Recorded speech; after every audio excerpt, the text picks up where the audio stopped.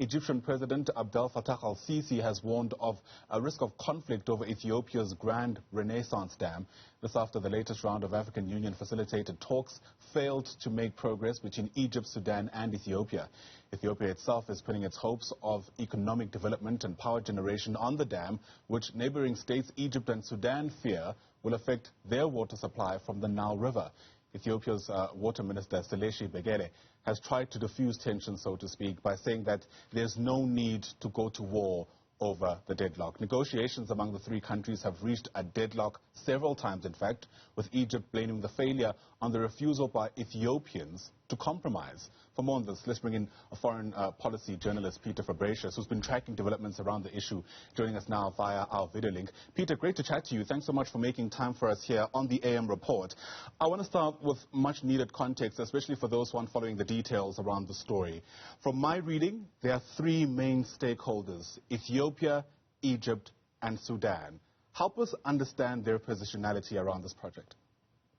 Yeah, well, obviously, it's Ethiopia building the dam on the Blue Nile just before it flows into Sudan. So Sudan is the first downstream country and Egypt is the second downstream country, and both are clearly affected by what happens in the Nile. You know, particularly Egypt, which, as we all know, I mean, back to biblical times, has depended upon the Nile for its water. And Sudan, maybe we have been as conscious of, and it's not as dry a country, but it is affected by the possibility either of drought on the one or flood on the other, depending on how that Gerd dam is managed. As I said, it's just right across the border from Sudan in Ethiopia.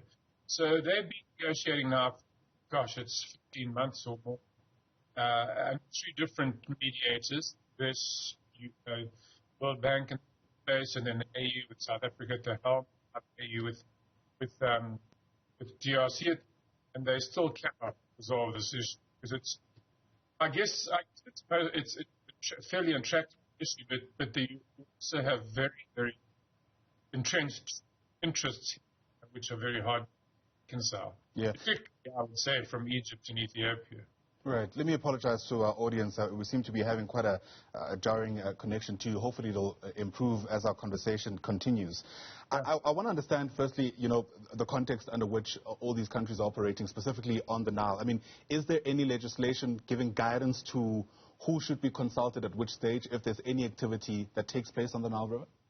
No, there isn't. You see, that is the issue in a way, because what Sudan and Egypt now are both demanding is some sort of legally binding agreement that actually stipulates what should happen in particular circumstances, how much water they should get, what happens if there's a multi-year drought, and so on.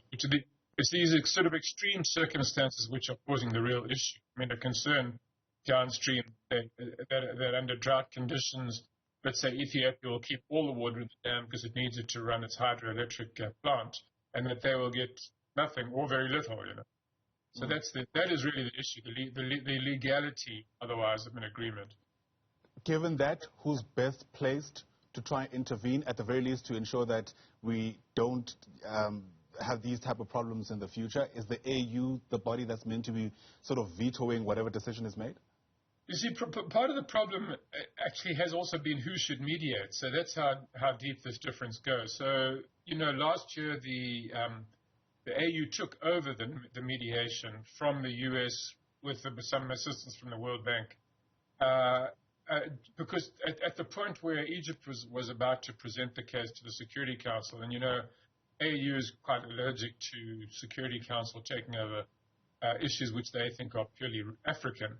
So with very much the intervention of President Ramaphosa, the AU took it over. But now Egypt believes that the AU is biased in favor of Ethiopia. So they want a broader mediation that includes the US again, the EU, the UN, and that in itself is something of a sticking point. Although, I mean, the Egyptians and the Sudanese did agree to this latest round in Kinshasa, but still no agreement.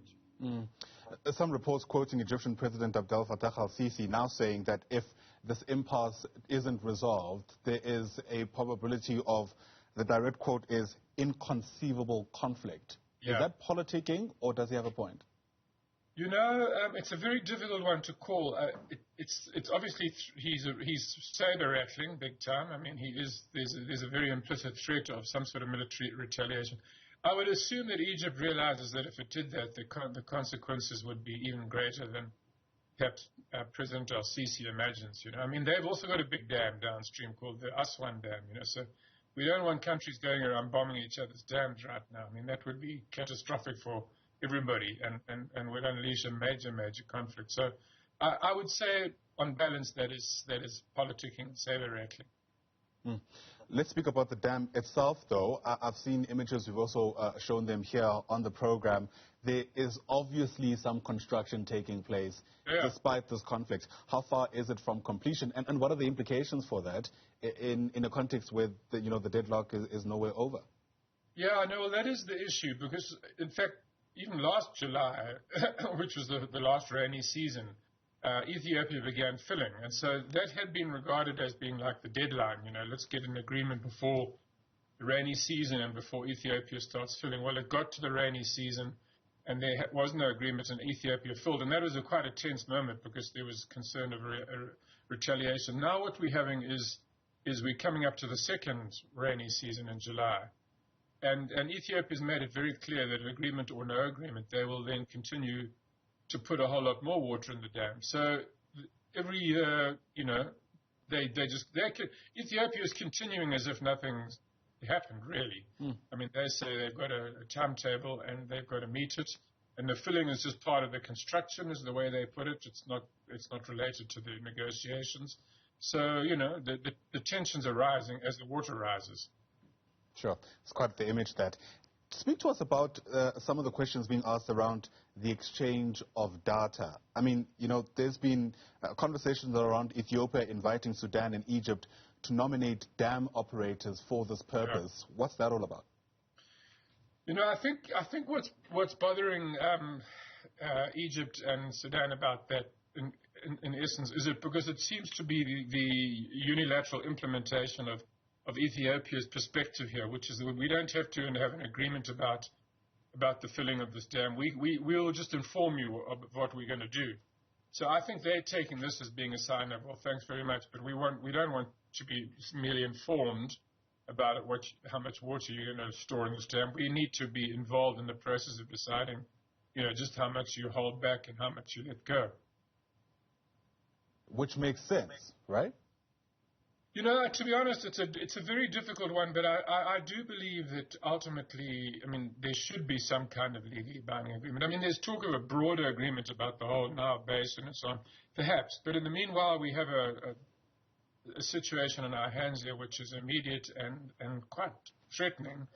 And there does seem to be that there ought to be some kind of, maybe some international or an AU body which supervises how this dam is operated. Because, I mean, Ethiopia can claim that it's a dam on the Nile and it's on their territory, but clearly when you have a facility like this on a water body which is shared by 11 countries, you know, it's not just about you, it's about everybody. Absolutely. Yeah. I mean, several talks have already stalled, deadlocked, now real concerns of stability, or instability rather, across the entire region. From your reading of the situation, what do you imagine ought to happen next to avert a worst-case scenario? Yeah, I think we need a more active intervention, maybe by the AU and the UN together, or you know, a different approach. Because clearly the mediation so far is not producing any results. As I said, there's unhappiness on both sides about who should mediate. So choosing the mediator has become an issue. That sometimes can be a distraction, but on the other hand, it does seem that with all other possibilities now exhausted, this needs to be maybe elevated to the UN level, even though the AU is reluctant to do that. Maybe as some sort of joint AU-EU mediation.